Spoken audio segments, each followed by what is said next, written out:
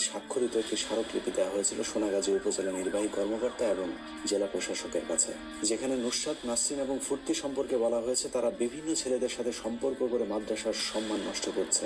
অন্যদিকে অধ্যক্ষ সিরাজউদ্দৌলা সম্পর্কে বলা হয়েছে 20 বছর ধরে তিনি মাদ্রাসায় শিক্ষকতা করছেন, কখনই তার বিরুদ্ধে এমন অপবাদ আসেনি, যে কারণে সিরাজউদ্দৌলার বিরুদ্ধে করা মামলাটি খুবই হালকা হয়ে যায়।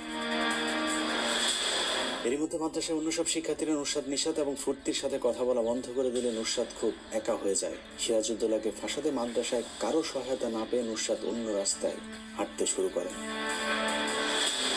আমাদের কাছে 2019 সালের ফেব্রুয়ারি 19 তারিখ থেকে মার্চের 27 তারিখ পর্যন্ত নুসরাতের মায়ের ব্যবহৃত 0181269717 ফোন নম্বরের কিছু গোপন নথি এসেছে, যেখানে নুসরাত বেশ কয়েকজন ছেলের সাথে প্রেমালাপের SMS আদান প্রদান করেছেন। এর মধ্যে অধ্যক্ষ সিরাজউদ্দৌলাকে শায়েস্তা করতে সোনাগাজী থানার অন্তত 2 জন পুলিশ কর্মকর্তাকে তিনি প্রেমের ফাঁদে ফেলেছেন।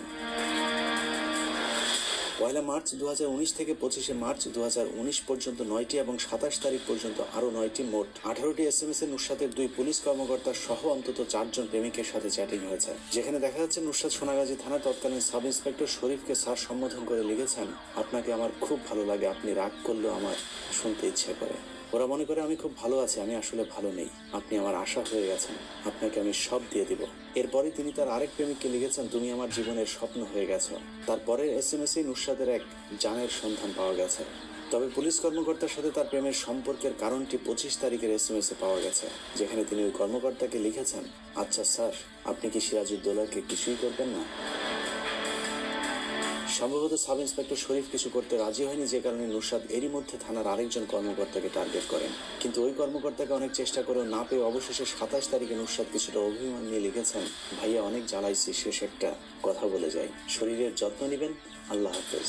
এরপর ওই কর্মকর্তা অবশ্য 3 বার কল করেছেন, নুসরাত রিসিভ করেননি।